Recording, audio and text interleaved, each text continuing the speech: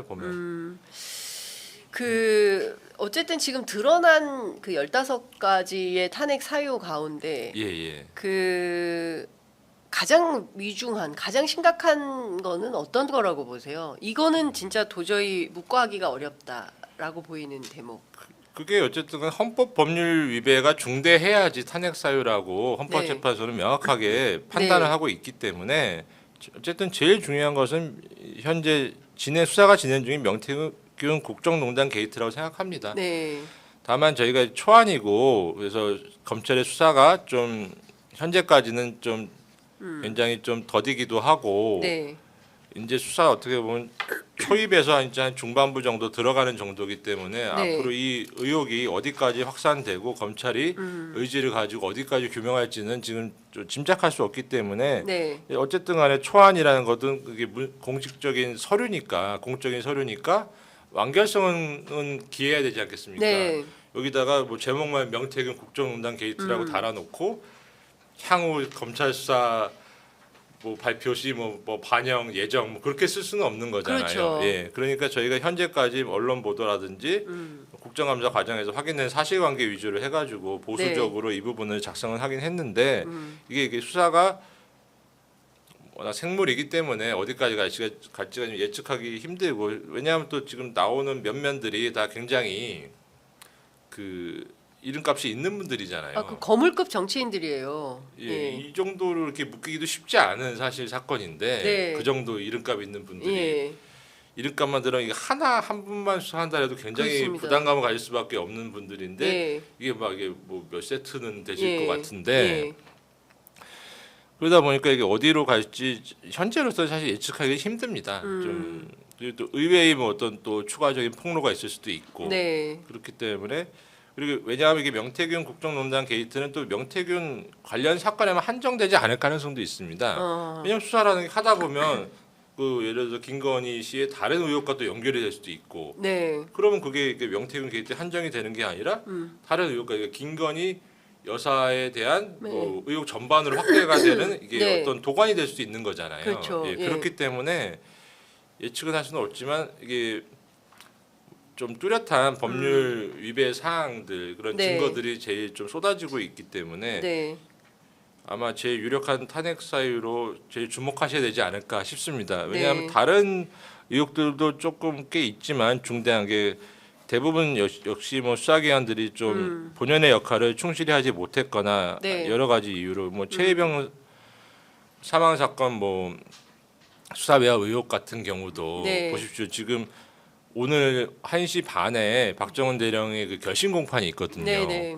그 나름 법원은 열심히 한 겁니다. 군사 법원은. 근데 그 사건을 정작 수사 외압 의혹을 수사하고 있는 공수처는 7월달에 그 블랙펄 인베스트먼트 대표니까 이종호죠. 이종호를 7월에 한번 소환 조사한 다음에 4달 동안 아무런 수사 징후가 없어요. 맞습니다.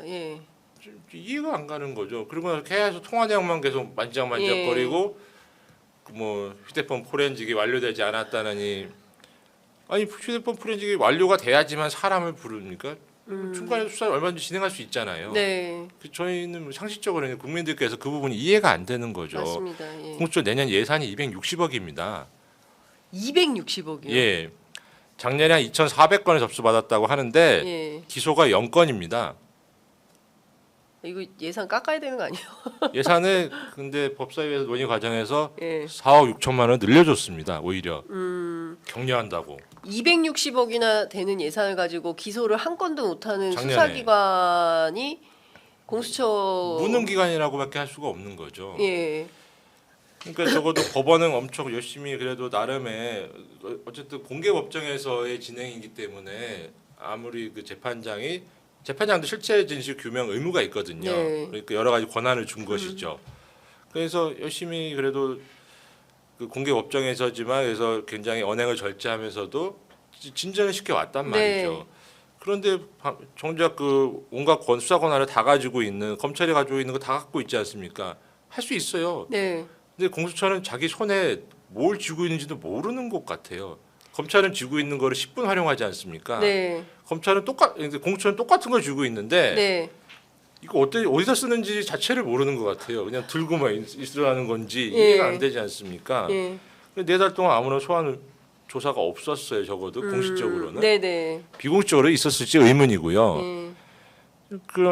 오히려 국회 같은 경우는 엊그저께 우현식 의장께서 뭐 네. 관련돼서 국정조사 하자라고 국정조사. 두 양당에 보내지 예, 않았습니까? 뭐 빠르면 28일 날뭐 네. 통과될 걸로 국정조사 보입니다. 그 부분이 예. 통과될 가능성도 좀 예. 꽤 있어 보이는데 각계각층에서 이렇게 그 진상 규명에 위해서 노력을 하고 있는데 정작 제일 잘 드는 칼을 들고 있는 공수처는 무엇을 하고 있는지 의문입니다.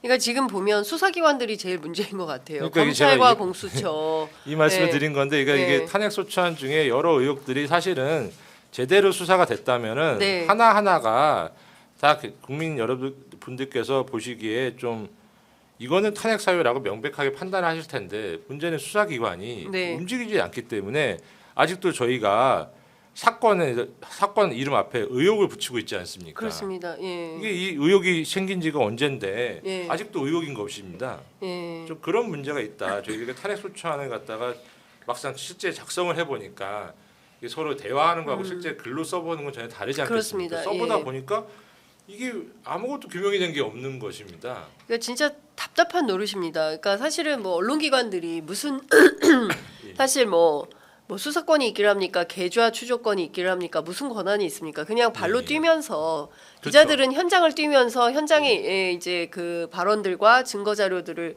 종합해서 보도를 하는 것뿐이고 그걸 가지고 지금 뭐 국회에서 막 문제 제기도 하고 상임위장에서 뭐 어느 매체에 뭐가 나왔는데 당신 뭐야 뭐 이런 식의 예, 굉장히 이런 얘기가 간접적인 방식인 그러니까요. 거죠. 예. 그러니까 지금 언론과 국회는 이렇게 일을 하고 있는 것인데 그것도 주류 언론보다는 또 비주류 그렇죠. 예, 대한 언론들이 이렇게 예. 적극적으로 활동을 하고 있는 것이고 그렇습니다. 이 정작 수많은 정부 예산과 권한을 가지고 있는 공적 기구인 수사기관에서는 자기 일들을 제대로 하지 않고 있다. 그러니까 세금만 계속 쓰는 거 아닙니까 이분들이? 제가 어제 논평 하나 썼는데 공수처 단체로 네. 단풍놀이 갔냐 논평 하나 썼던 기억이 예. 납니다. 예. 아, 좀 분발해야 될 것 같습니다.